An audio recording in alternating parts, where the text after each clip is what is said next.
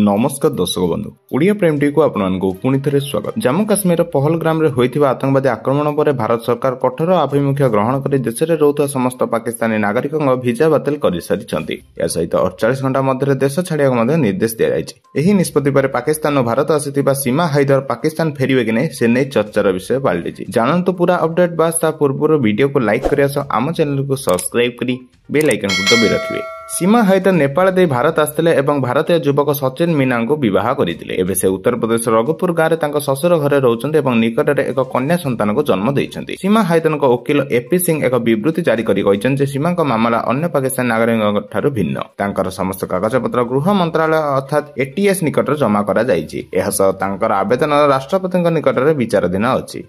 Uttar Pradesh court को जमीन मिली एवं समस्त आईनगत शर्तावली पालन करुछंती। वकिल यह दाबी कर सीमा एवं परिवार को पाकिस्तानी आधिपत्य आतंकी संगठन ठार हत्या धमक मिलुछि जहां संपर्क में समय समय अभियोग दाखिल कर तेबे यह निमंते कौनसी सत्यता जना जाए नहीं सीमा हाइदर फेरी जीवे कि पाकिस्तान। बस यह तिला आज नूतन अपडेट। तेबे खबर प्रथम जाने आम चैनल संगे जोड़ी हुई रुहतु। धन्यवाद।